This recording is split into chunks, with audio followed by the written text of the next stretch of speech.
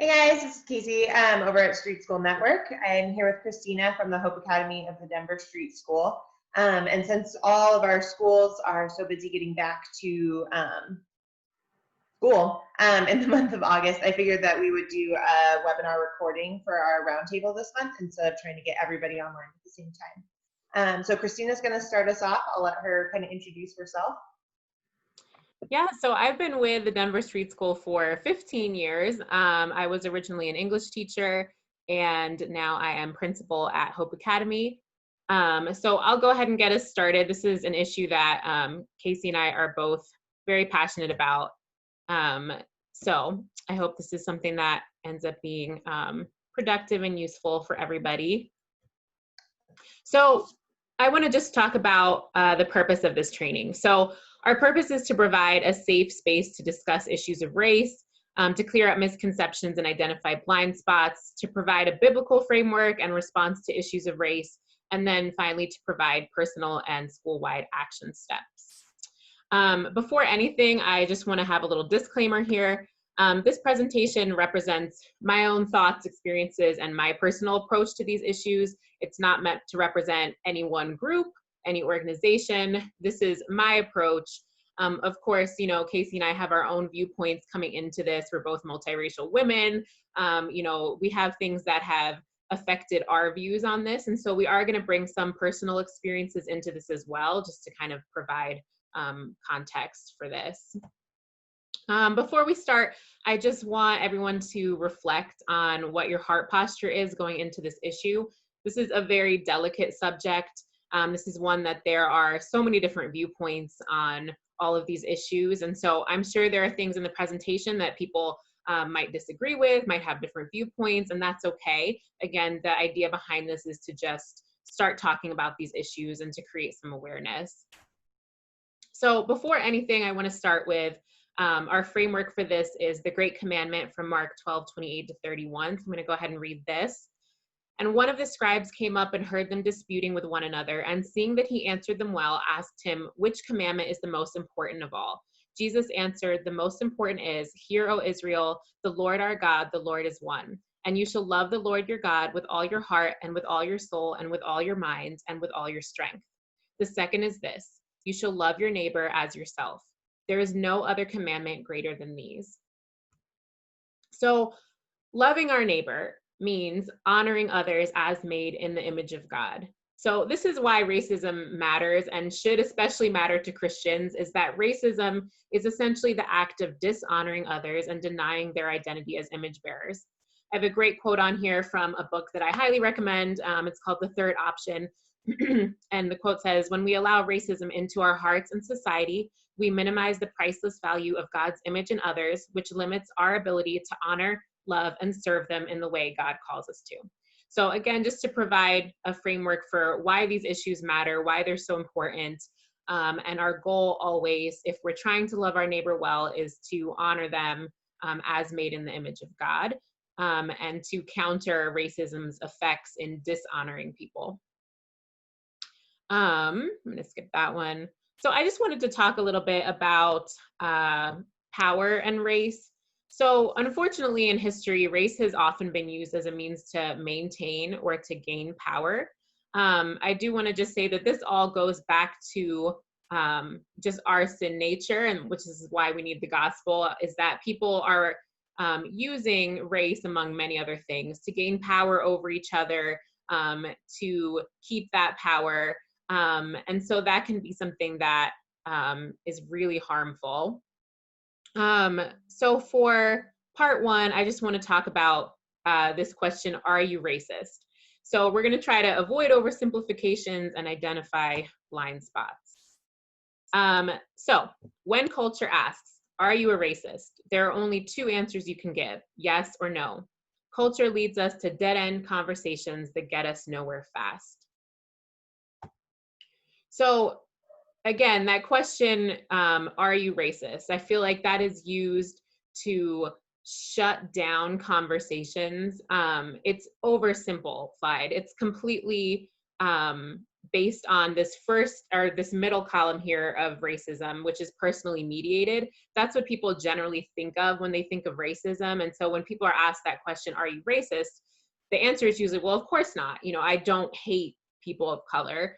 But that's only one form of racism. That's personally mediated. You've also got institutional and systemic racism over here on the left, which is when one group withholds from another group access to basic needs, such as adequate education, healthcare, good jobs, political representation, healthy food, and clean water.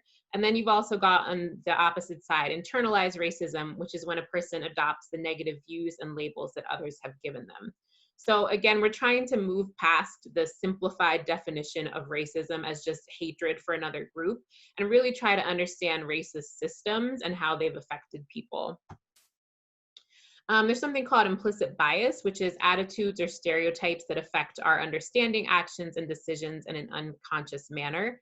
And then another important term that we'll talk about is othering, which is viewing or treating a person or group of people as intrinsically alien to oneself.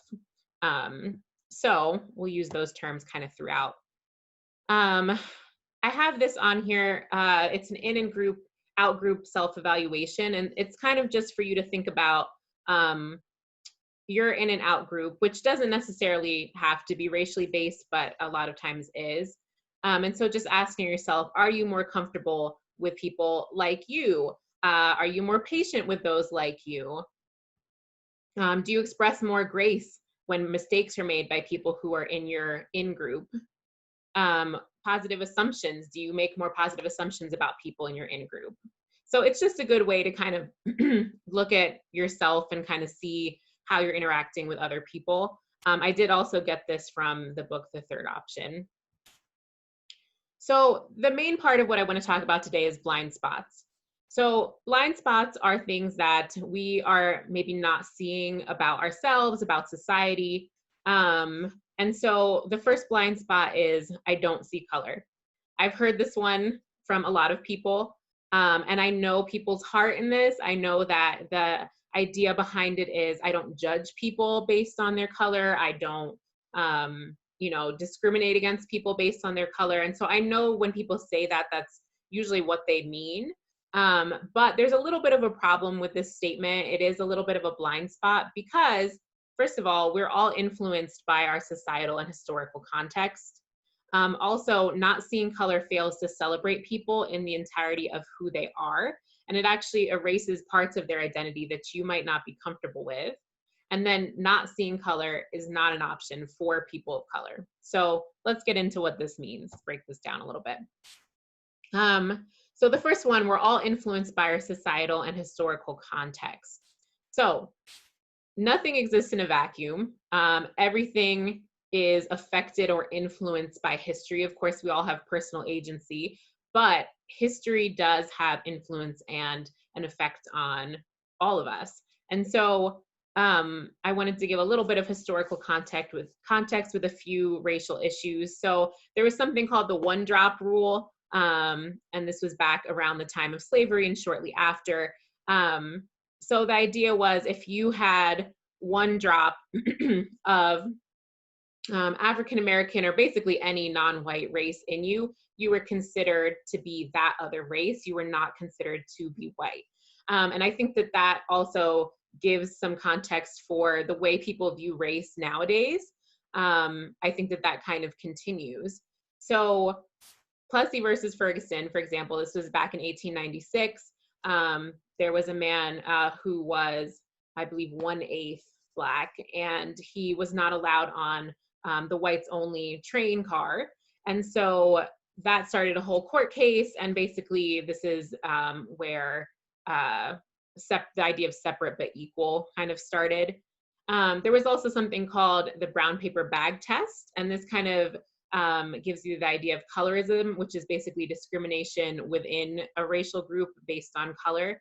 And so it was actually that African Americans would actually look, if there was an establishment such as, a restaurant or, a nightclub or something like that, you had to pass the brown paper bag test. And so you would see if you were darker than a brown paper bag, and then you would not be allowed in. So that was kind of discrimination within the group.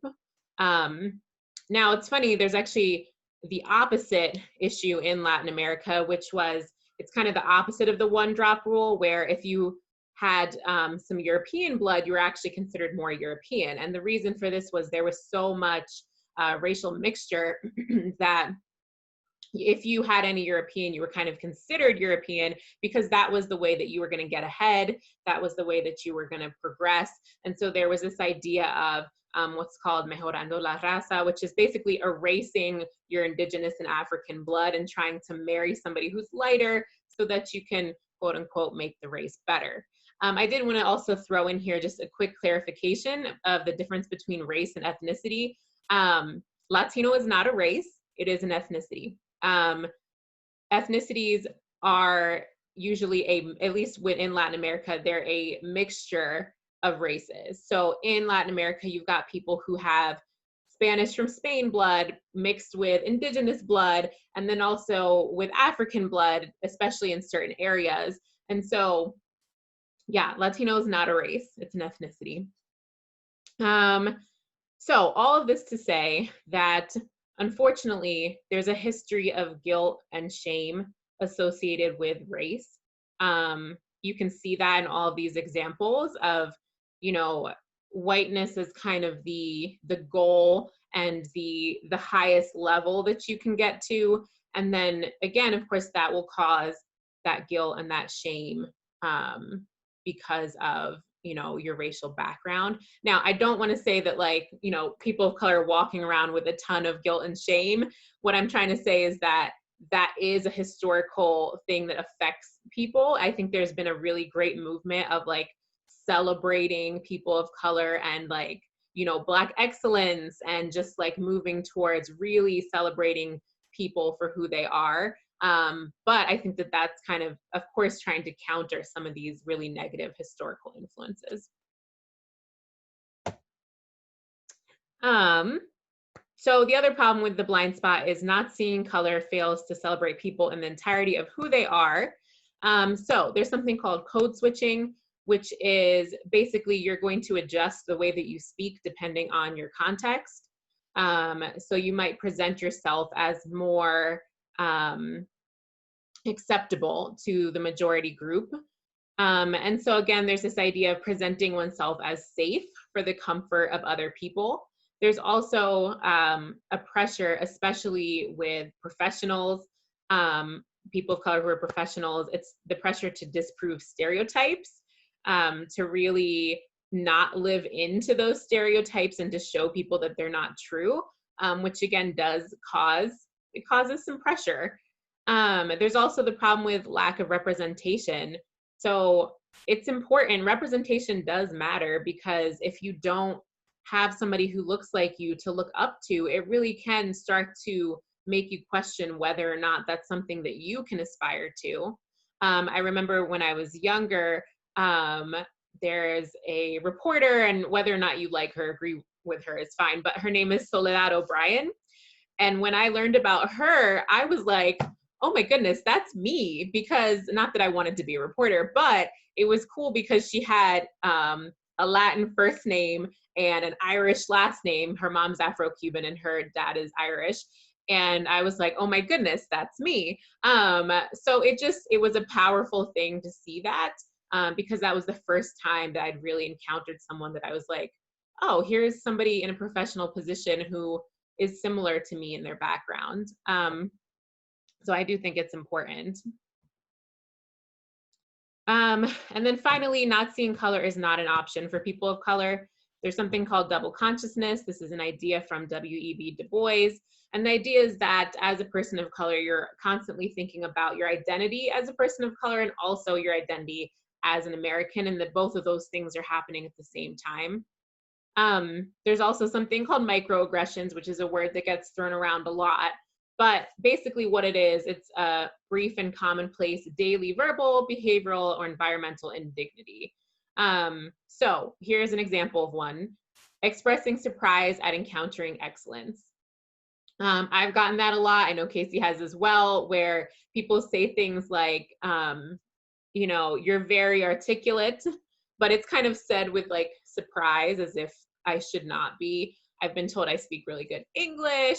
I had an interesting encounter with a man on a bus where he saw me reading and did not believe that I was a teacher, and kind of kept repeating it and saying like, wow, you're actually really educated. Are you really a teacher? Like, I had to assure him that I was. And so things like that, where people kind of make comments of as if it's unexpected to encounter education in people of color. That's one example of a microaggression. Blind spot number 2 is because racism doesn't impact me, it doesn't exist or is greatly exaggerated. So, for example, when you hear accounts of racism, your initial reaction is skepticism, dismissal, or defensiveness. There's a YouTube video on here that you can watch as well. But possible unhelpful reactions when someone shares personal encounters with racism. These are all, again, things that I have personally heard from people. I know Kacy has as well.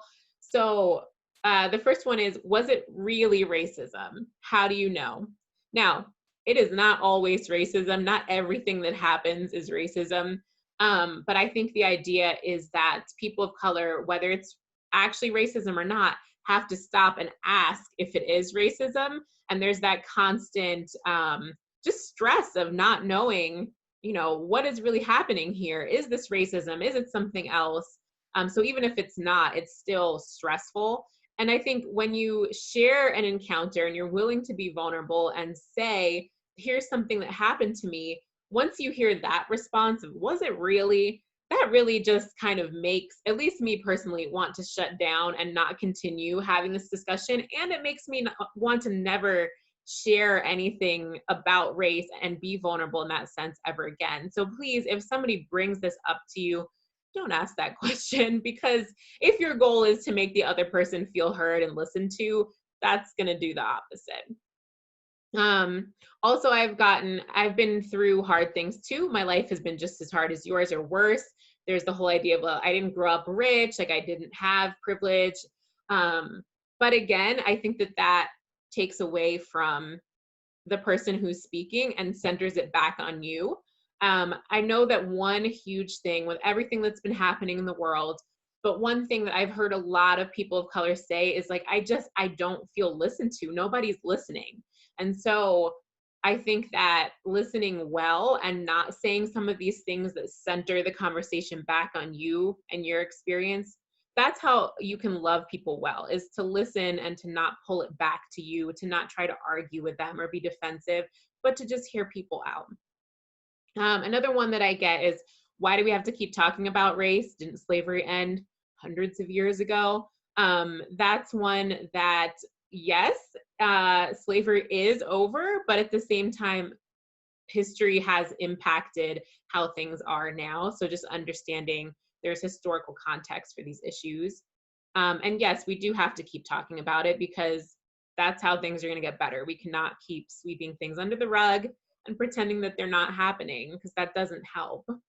And then again, the last one, that type of thing isn't likely to happen again. Don't let it affect you. So that's just a way of shutting down the conversation and making the person feel like they're not heard.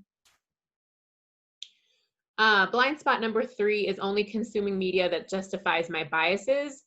So there's something called confirmation bias, which is the tendency to interpret new evidence as confirmation of existing beliefs or theories. So an example that I have is that I'd posted a video on social media, just basically saying I wanted to talk about the issues that were happening in regards to race.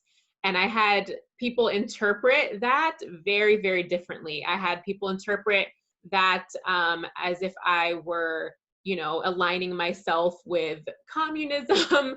I had people interpret it that I was sitting at home doing nothing and not helping the issues. And so I had people from both sides of the table kind of see what they wanted to see in that. So I think that's just the idea that as humans, sometimes we see what we want to see, and then especially with social media, whatever we already believe is what we're going to see on our timeline. And so that gets confirmed over and over. So I think it's important to think about what you're consuming in terms of media and ask yourself this question at the bottom: does what you're consuming hinder your ability to love your neighbor, or does it foster a sense of compassion? Another blind spot is believing that you have more to give others than they have to give you, and seeing yourself as helper, savior, safe haven, benefactor, etc. This is a hard one because, as teachers, as educators, we of course want our schools to be safe havens. Of course we want to help. That's what we're there for.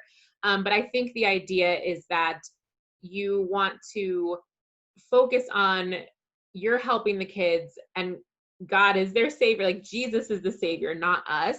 And also believing that students have things to give you as well. Like, this isn't just you going into this having more to give them, but that it's an actual relationship that goes both ways. And also outside of, the school context, with your friendships too, believing that if you have a friend who's a person of color, believing that they have as much to give you as you have to give them is really important, because that's a genuine relationship.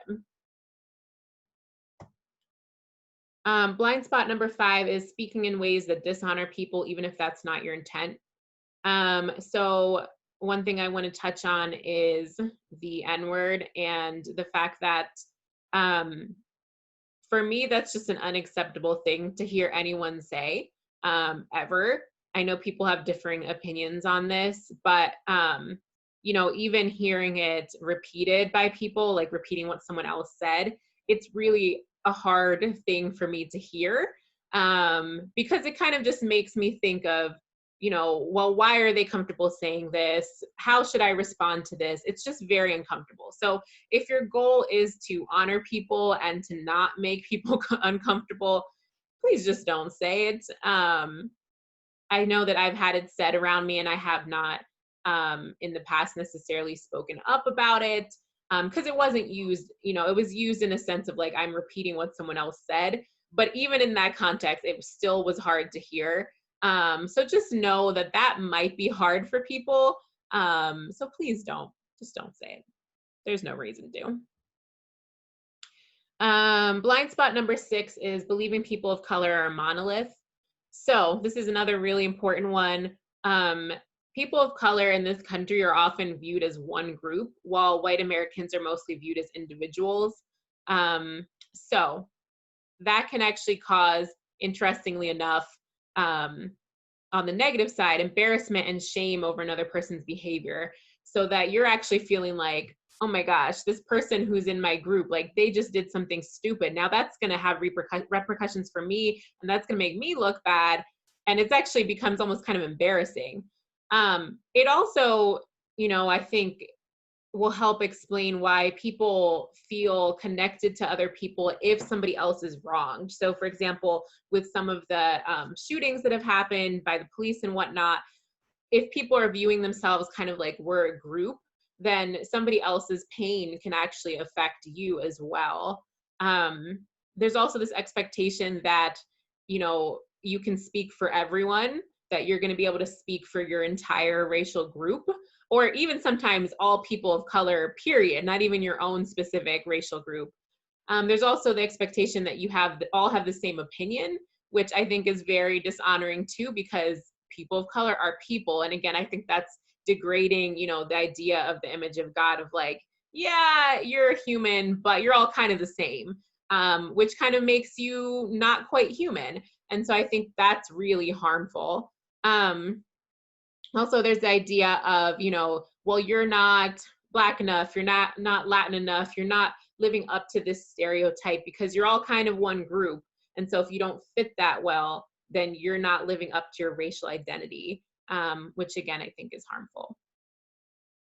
So for example, let's say one person of color reacts one way to something you do, so you expect the same reaction from everyone. Again, going back to what I was saying about the N-word, let's say somebody gives you a pass to say it. A student, for example, says you have a pass to say it. Like, it doesn't matter. It's not everybody's going to have the same reaction to these things, because people of color are not a monolith. Blind spot number 7 is believing that conversations about race are divisive. So I strongly disagree with this. I think conversations about race are fruitful. I think they're necessary if they're done well. And I think choosing not to engage in conversations because you're uncomfortable is a privilege. I think that, yeah, again, people of color cannot avoid talking about racial issues. I know that, for example, a lot of Black parents have to have conversations with their kids about how do you interact with the police well? What do you do if somebody calls you the N-word? All of these conversations, these are things that people have to have. So I think being able to say like, I don't want to talk about race because it's divisive. I think that's a little bit of a cop out, because they are fruitful and they are necessary. Again, if they're done well, if you're going into these conversations really willing to hear people out, and having an open heart and the right perspective on it. Okay, so I'm not going to get into these a lot, but part 2, some helpful responses. A lot of the things that I've been reading have talked about the ideas of listening and the idea of lament, and those in various books I've read recently have really stood out and been repeated. So let's talk about listening briefly. I love this quote. It says, "Too often we try to gain control with our words. Listening done well gives power away. A commitment to listening is one of the best antidotes for power and privilege." So I think that, again, listening to people and doing it well, not having some of the unhelpful responses from the last section, is actually going to be productive. So ways to listen: talk to people you know. If you have a well-established relationship, again, if you go up to people that you don't really have a relationship with and you want to talk about race, it's kind of jarring. I think we've both had that happen where somebody wants to talk about it and you just have had a long day and you don't really know this person, you don't know where they're coming from. It's kind of a lot. Also, if the person is willing and comfortable, I know that there are times when people just don't have the energy. I've had times where I don't have the energy to have this discussion because it is so deep. And so make sure that the person is ready to have these discussions. And then finally, if you are ready to listen and you're not going into it wanting to argue about things, you want to have a genuine discussion and hear each other out. The other thing you can do to listen is listen to experts on the topic of race. So read some things, listen to podcasts, watch TED Talks, and then also just expand your own literary and media intake to include people of color, not even necessarily on issues of race specifically, but just hearing some different voices. If you're really into theology, listen to some people who are from different backgrounds and, get some of that as well. Just expand what you're listening to. So just to kind of help with that, here are some Christian voices of color, and these are people who have addressed issues of race. So authors, pastors, musical artists, etc. So these are all people that I personally have read or listened to that I would recommend.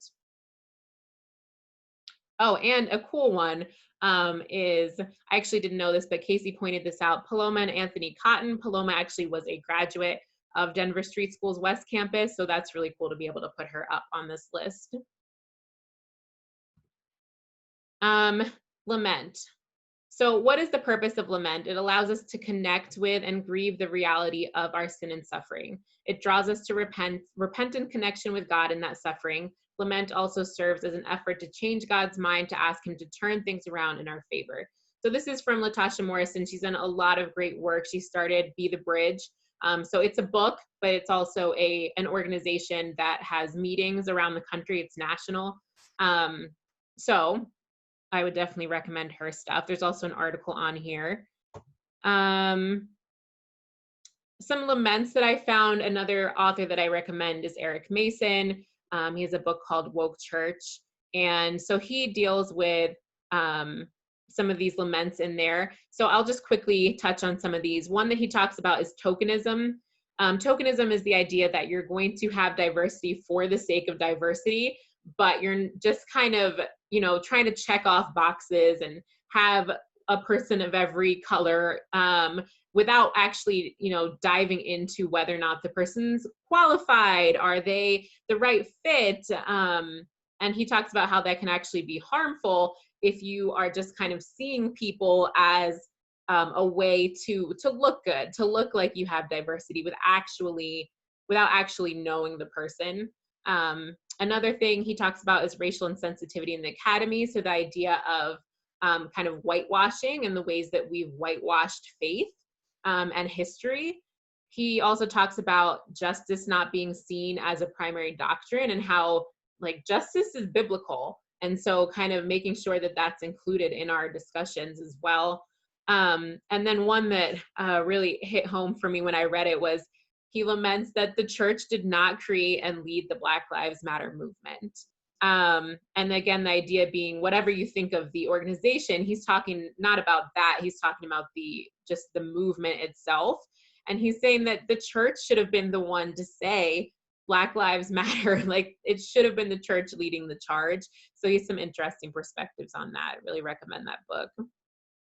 Okay, so to finish up, I want to talk about action steps. I know that this has been just a huge thing that I've heard over and over again is that, yes, like it's nice that people are posting on social media. It's nice that people want to be more aware, but what action can we take? Like what can we actually do? So action steps. So some personal ones. After listening, lamenting, and examining your own heart, act.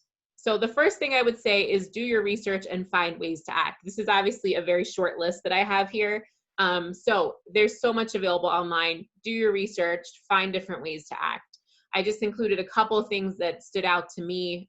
One thing you can do is support Black-owned businesses. I have a link here specifically for Denver.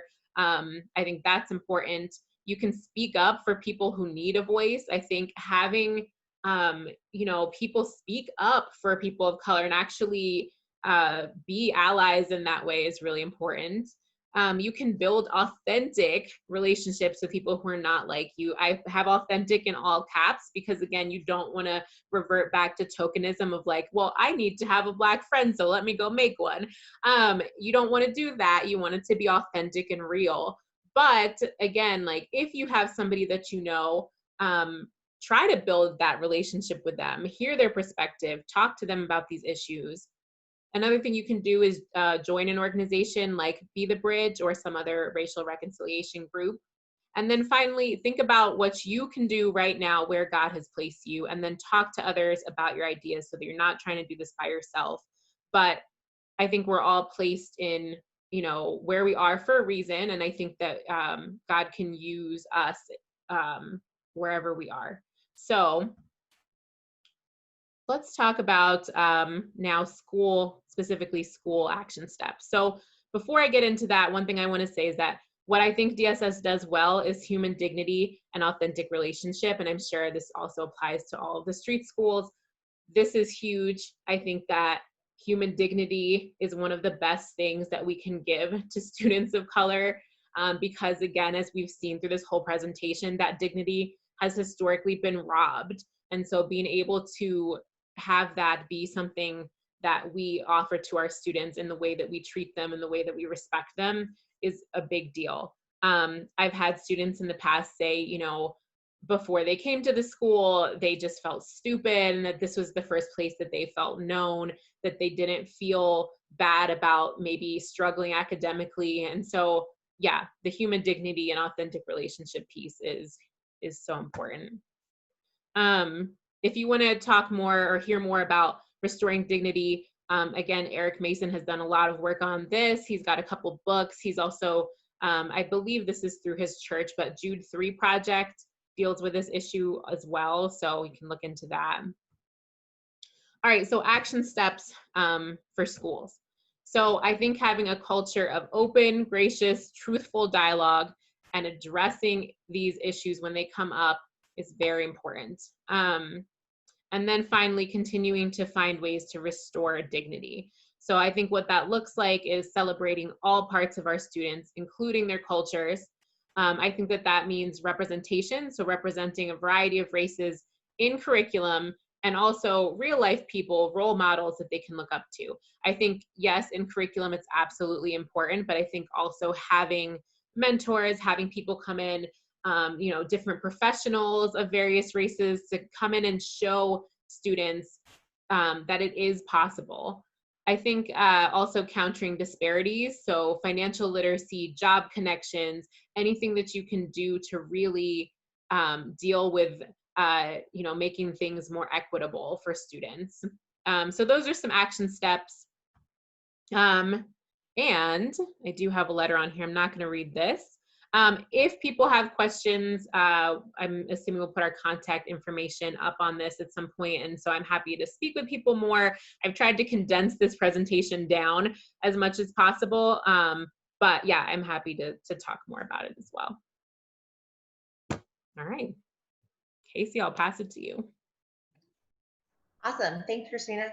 I think we are going to go ahead and pause this and break it into another recording. So if you're able to join us in a couple minutes on the separate recording, I'll be talking more about like school, actionable school steps that everybody can take to kind of integrate some of Christina's ideologies into the classroom. So yeah, if you're able to join us, we will see you in a minute.